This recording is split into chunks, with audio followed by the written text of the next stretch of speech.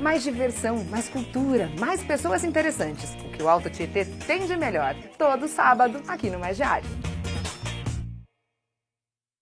Jornal Hoje. Oferecimento Suzano Shopping. Venha comprar os melhores presentes e realizar os seus sonhos.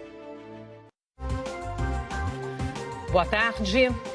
A despedida das vítimas do acidente aéreo na Colômbia. 3 aviões da FAB vão sair de Manaus para buscar os corpos dos brasileiros em Medellín. Em Chapecó, a cidade se prepara para o velório coletivo na Arena Condá. O governo boliviano afasta mais 2 pessoas que trabalhavam no aeroporto de onde o avião partiu. E autoridades colombianas afirmam que foram avisadas pela LAMIA que o voo partiria de Cobija e não de Santa Cruz de la Sierra. A controladora de voo do aeroporto de Medellín diz que sofre ameaças e que fez tudo o que pôde. A polícia colombiana divulga imagens do resgate do tripulante Erwin Tumiri. Veja também os acordos de delação premiada da construtora Odebrecht, como vão ficar as penas dos principais executivos da empresa. Aumenta o número de jovens sem ocupação, 22% não trabalham nem estudam. Uma cena revoltante no Sul. O motorista atropela uma mulher, para, verifica se o carro está ok e parte. A vítima morreu. O Jornal Hoje está começando.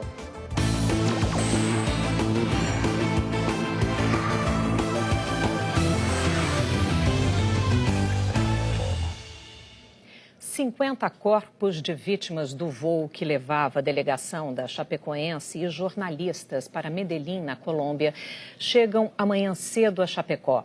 O esquema para a recepção e para o velório coletivo já está pronto e a gente começa o jornal indo direto para Chapecó conversar com o repórter Alberto Gaspar, que está na Arena Condá. Oi, Gaspar, quais são suas informações? Boa tarde.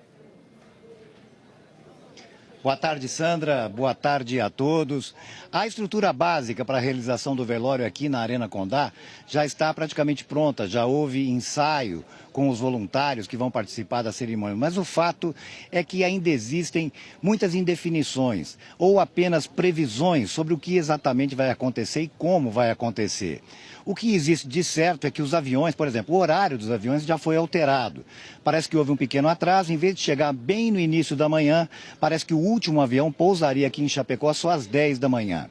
O certo, aí sim, é que os caixões serão desembarcados com honras militares, serão acomodados em 4 caminhões plataforma, grandes, abertos, e nesse momento vai acontecer a cerimônia oficial de recepção desses corpos em território nacional, pelo presidente Michel Temer.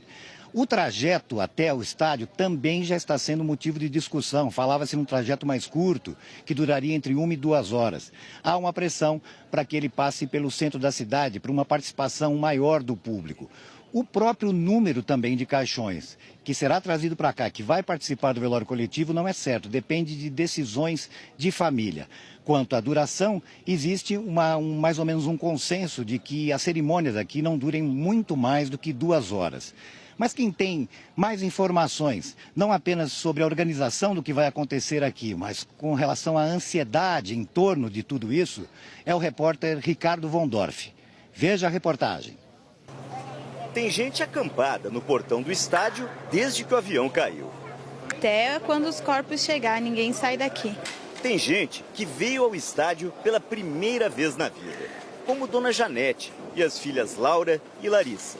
Elas queriam vir, faz 3 dias que elas querem vir, viemos acender vela, viemos ver, mas é muito triste. É preciso de força para cumprir a missão. O comandante-geral da Polícia Militar de Santa Catarina já foi dirigente da Chape. É um momento diferenciado e triste, em que a Polícia Militar ela já participou de muitos, mas não que envolvesse uma cidade, um estado, um Brasil. O aparato de segurança vai mobilizar mais de 600 pessoas. O mundo inteiro está de olho no desfecho do desastre que chocou o mundo. Cerca de 1000 jornalistas estão credenciados para cobrir o velório coletivo de amanhã. Eu fico muito triste aqui vendo jogadores humildes, de um time humilde que lutava por seu lugar no mundo e que agora tudo foi um desastre total. Ainda não se sabe ao certo quando o velório dos heróis da cidade vai começar amanhã. Mas o que já está definido é que apenas os parentes, amigos, as pessoas mais chegadas às famílias dos jogadores, dirigentes e jornalistas mortos no desastre vão ter acesso aqui ao gramado da Arena Condá. São cerca de 2.500 pessoas. Dos 71 mortos no acidente, 50 vão ser velados aqui. Os caixões vão ficar debaixo destas tendas que estão terminando de ser montadas. Funcionários do clube fizeram de manhã um ensaio de homenagem às vítimas. A maior parte dos mortos não é de Chapecó, por isso a cerimônia não deve ser longa, para que os corpos sigam com as famílias para as suas cidades de origem. Por uma questão de segurança, a direção da Chapecoense decidiu que a torcida vai ficar nas arquibancadas da Arena Condá, que tem capacidade para cerca de 20 mil pessoas. E a previsão é de que 100 mil pessoas venham até o estádio. Nós temos uma capacidade limitada de público e sabemos que vai ultrapassar em muito essa capacidade. Então, em dado momento, certamente nós teremos que fechar os portões e contar com a colaboração da população para que assistam nos telões que serão disponibilizados na parte externa da nossa arena. Gustavo é torcedor da Chape e veio agradecer o apoio e a solidariedade do povo da Colômbia. O mais emocionante foi ver os torcedores colombianos gritando "Vamos, vamos Chape". Eu nunca vi tantos torcedores gritando o nome da Chapecoense. É emocionante e não tem palavras. É só agradecer o carinho dos colombianos. Eu quero dizer muitas graças, Colômbia.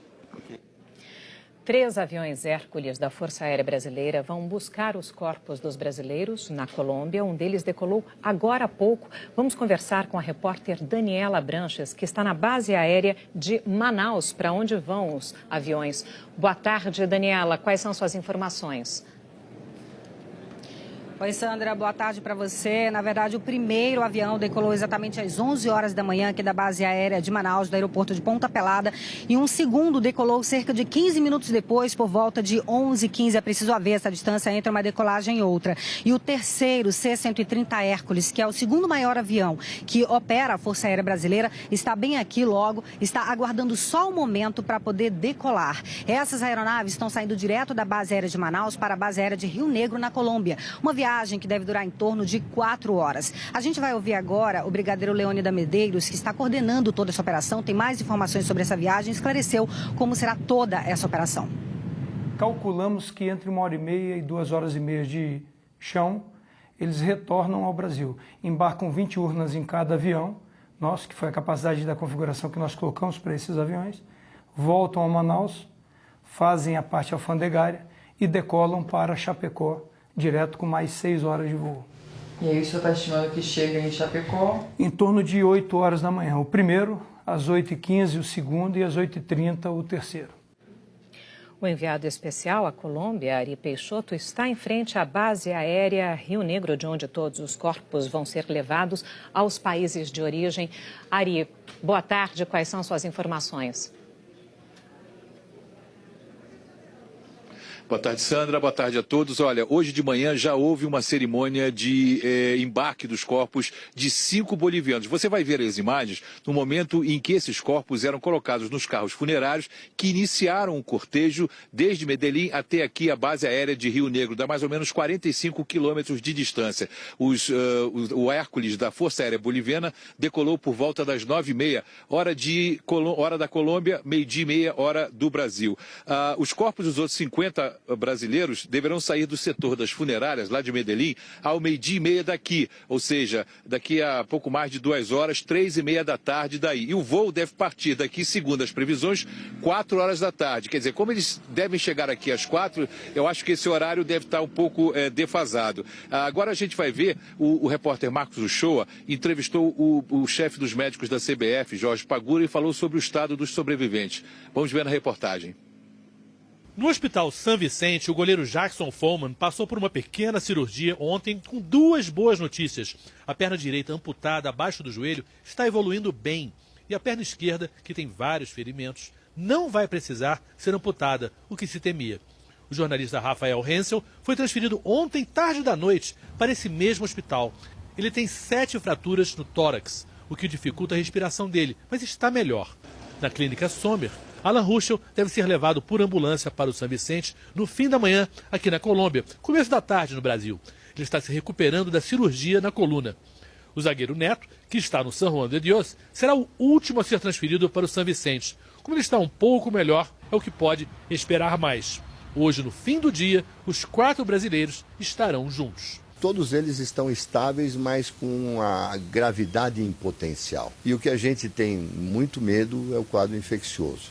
Trauma grave em condições inóspitas, lama, terra, ferimentos abertos, aspiração de sangue. Então é toda uma situação que favorece muito isso. O Dr. Pagura também teve a oportunidade de conversar com os 2 sobreviventes bolivianos, né? Que eram membros da tripulação do voo da Lamia, que estavam na parte traseira, né? Bem lá atrás do avião.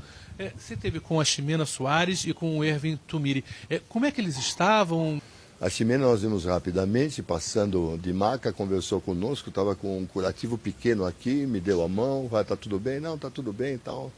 Em ordem. O técnico, não sei se ele é técnico ou comissário exatamente, estava com um colar cervical e a gente perguntou até para saber, que é uma coisa que a gente não tem ideia de como se sobrevive e por que se sobrevive a um acidente desse. Ele falou, não, nós estávamos lá atrás, eles ficaram ali atrás daquela, onde tem os banheiros, que são aquela pequena cozinhinha que eles têm, onde eles ficam sentados naquele, com os cintos amarrados normalmente, porque não houve o anúncio que seria de emergência. Eles simplesmente que ia pousar e eles sentiram que as luzes se apagaram, uma trepidação e um impacto. E, então não houve essa proteção, olha, pôs a mala, fez a posição, os outros não puseram. Não, estavam todos prontos para um pouso. A polícia de Antioquia, na Colômbia, divulgou hoje um vídeo que mostra o resgate do técnico de avião, o boliviano Ervin Tumiri, um dos 2 tripulantes que sobreviveram ao acidente. Ervin pergunta insistentemente por seus companheiros. Ervin Tumiri já aparece coberto com uma capa da Polícia Nacional da Colômbia. O policial pergunta se dói o estômago. O sobrevivente diz que não, só os braços e a coluna. Ervin pergunta por Alex. Ele se refere ao boliviano Alex Quispe, um dos tripulantes mortos. É o despachante da Lamia citado no depoimento da funcionária da Asana.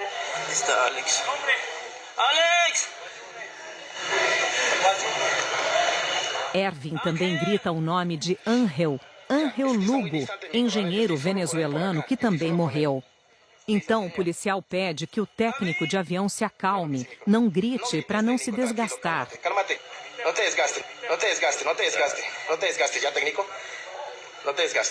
Chorando, Ervin lamenta, minha tripulação. O policial tenta acalmar o boliviano. Não se preocupe, porque estamos aqui para te ajudar e a seus amigos também. Hoje, o jornal colombiano El Tiempo afirmou que a Lamia informou as autoridades colombianas que o avião saiu da cidade de Cobija, na Bolívia, e não de Santa Cruz de la Sierra. O secretário de Segurança Aeronáutica Civil da Colômbia, Fred Bonilla, diz em entrevista ao jornal que a companhia entregou uma autorização de saída aprovada pela autoridade boliviana, partindo da localidade de Cobija e com destino ao aeroporto de Rio Negro, em Medellín. Bonilla disse ainda ao jornal que entenderam que o avião vinha de Santa Cruz, que é muito mais ao sul, quando o avião já estava no espaço aéreo colombiano. A cidade de Cobija fica no extremo norte da Bolívia, a mais de 900 quilômetros de Santa Cruz de la Sierra. Nós conversamos por telefone com Fred Bonilla. Ele confirmou que a Lamia apresentou um documento dizendo que o avião saía de Cobija e não de Santa Cruz. Ele esclareceu que esse documento é uma autorização necessária para todo o voo charter e não um plano de voo. O plano de voo que a companhia Lamia apresentou era de Santa Cruz a Rio Negro, mas na solicitação de permissão que autorizou a autoridade colombiana, segundo o requerimento certificado pela autoridade boliviana, era de Cobija, que fica a 500 milhas ao norte de Santa Cruz de la Sierra. Quando uma companhia vai fazer um voo charter de um país a outro, tem que apresentar uma solicitação ao país de destino.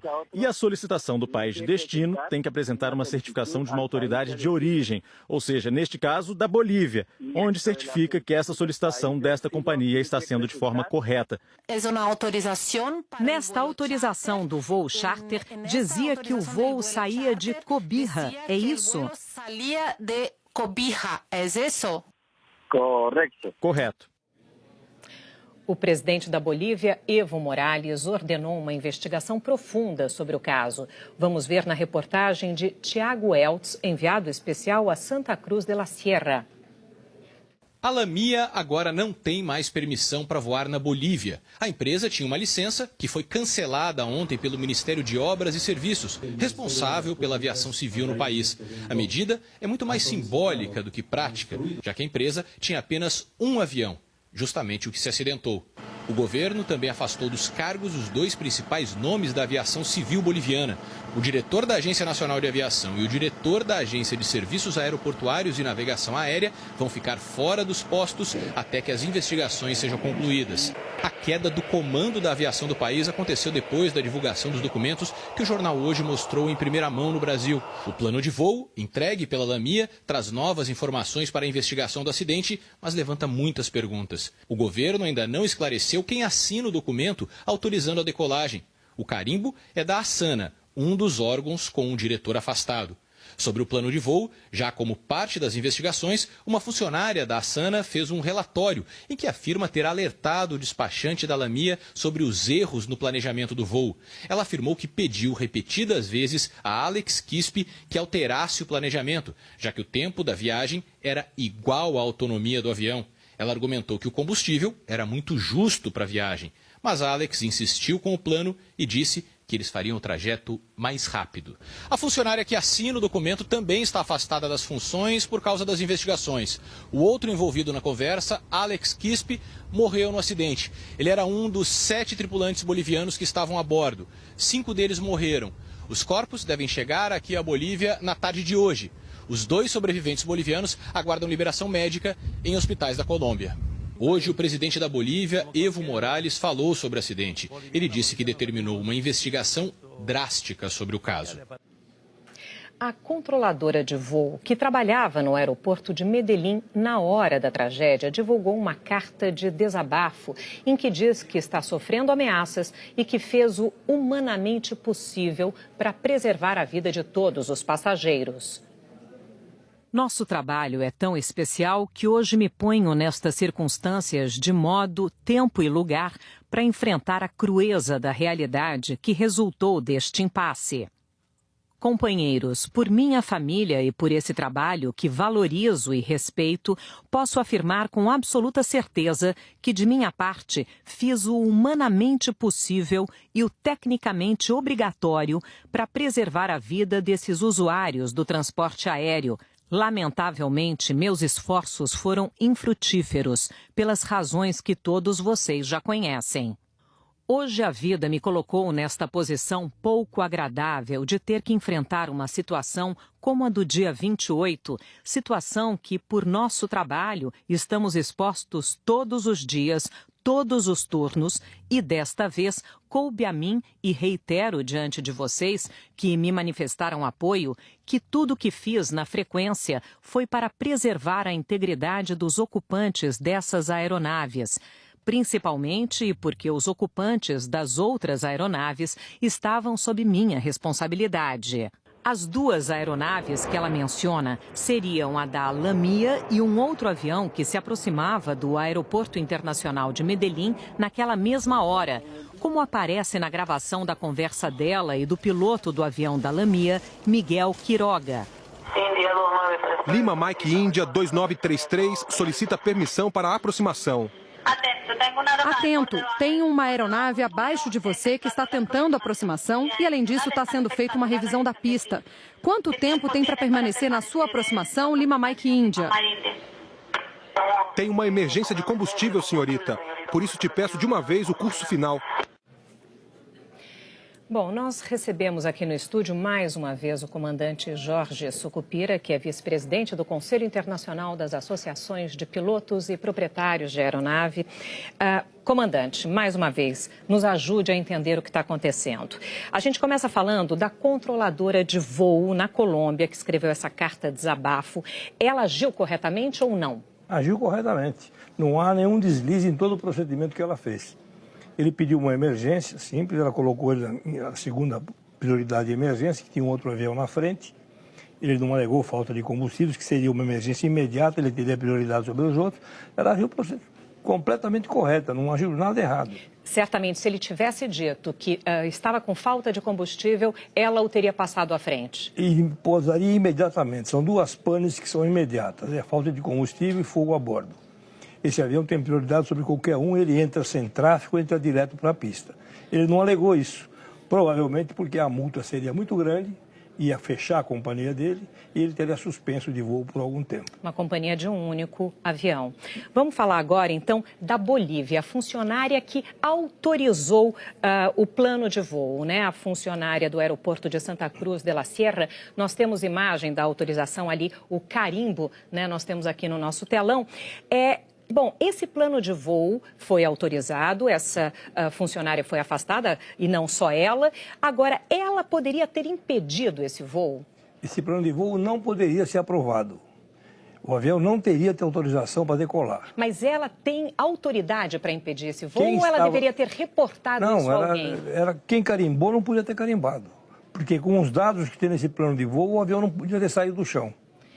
Então, de quem seria a responsabilidade pela autorização desse voo? Pelo que tudo indica, é dela. É de uma única pessoa? Porque, quer dizer, dela e quem a colocou ali. Porque uma coisa que eu acho estranho, com todas as explicações que a gente está vendo de hoje, do governo, etc., é o seguinte: esse avião era habitual fazer essa linha. Ele fez um primeiro voo aqui, dia 22 de agosto, mesma etapa. Chegou em 4 horas e 28 minutos. Sempre no último segundo possível, né? No último segundo. Ele foi fazendo isso um hábito. Posteriormente, foi no dia 28 de outubro, foi para Cochabamba, que era a mesma distância. Chegou com 4 e 27 horas. Distância de 2.000 e quase 3.000 quilômetros. E mais 2 vezes essa mesma etapa. Medellín, Santa Cruz de la Sierra. Numa delas. E na outra, no 4 de novembro, uma vez antes dessa, que